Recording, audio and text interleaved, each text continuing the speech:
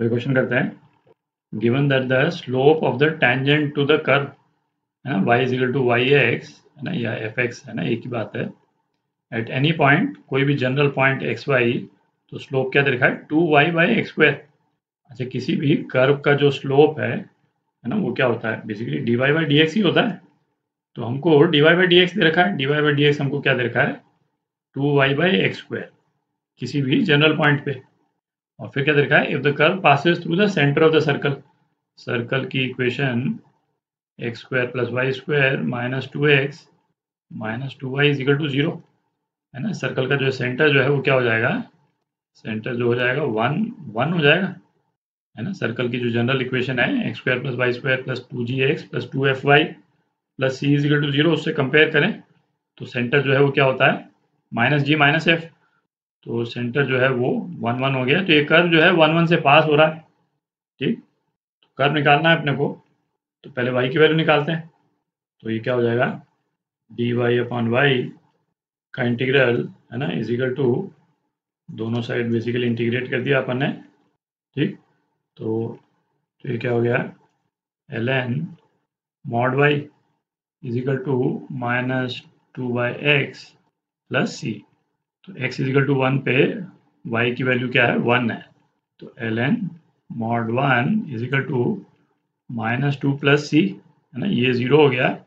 तो c की क्या वैल्यू आ गई, c की वैल्यू टू आ गई। तो यहीं पे है ना c की वैल्यू अपन टू डाल देते हैं और इसको आप रीअरेंज करके लिख लें तो क्या आ जाता है X L N mod Y is equal to twice X minus one. ठीक, तो ये आपका आंसर है सी पार्ट।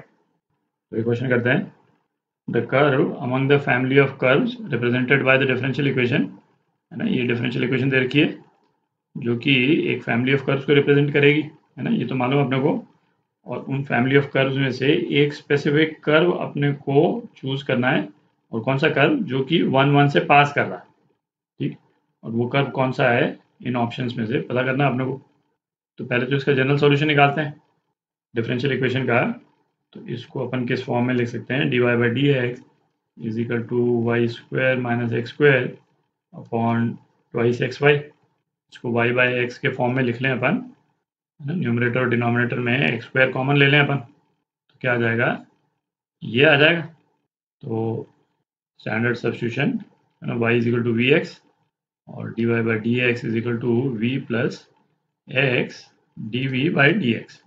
तो ये क्या हो गया v plus x d v by D x is equal to v square minus one upon two v है ना, ये हो जाएगा। तो इसको क्रॉस मल्टीप्लाई करके आप रीअरेंज कर लें वेरिएबल्स को सेपरेट करके, तो क्या हो जाता है two V D V upon V square plus one is equal to minus D X upon x.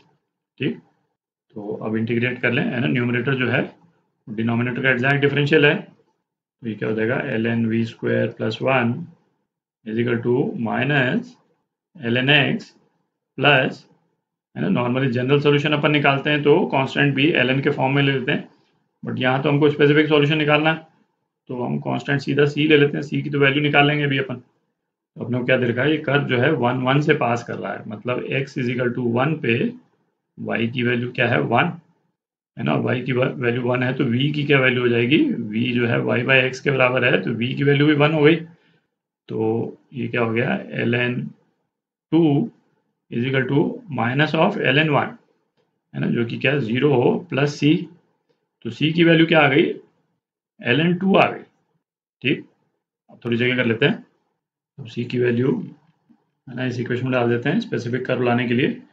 तो ये क्या हो गया L N Y square by X square plus one plus L N X minus L N two is equal to zero.